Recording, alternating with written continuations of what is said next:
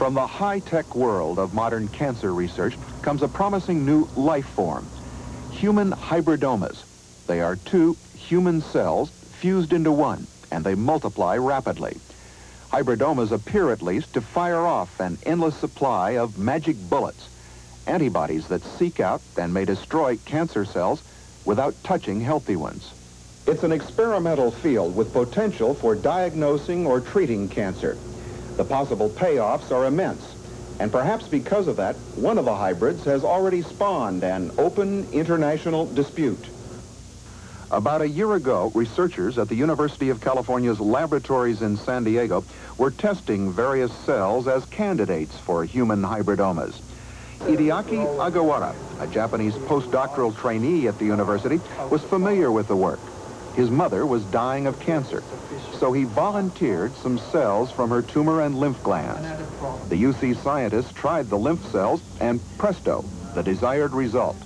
Dr. Hagawara requested some of the hybridoma cells for his own research.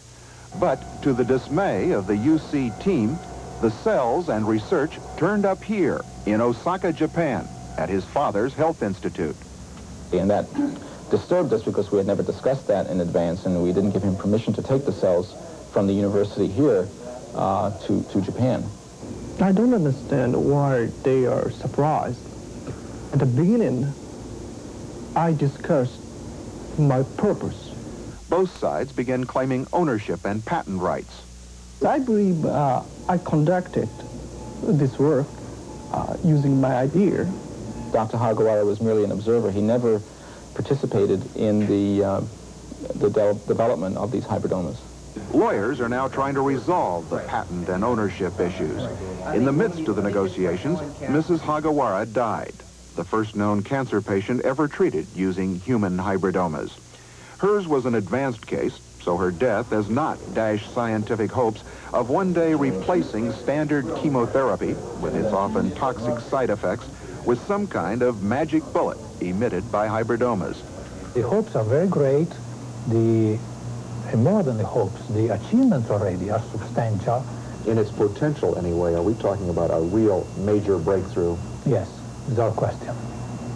Vincent Herz and several dozen other cancer patients now receive experimental injections of an earlier form of biotech antibodies, generated from mouse cells rather than human cells. The results have been mixed. There aren't too many options for somebody with this illness. And furthermore, I figured even if it didn't work on me, maybe it would work on somebody else, some young people or something like that.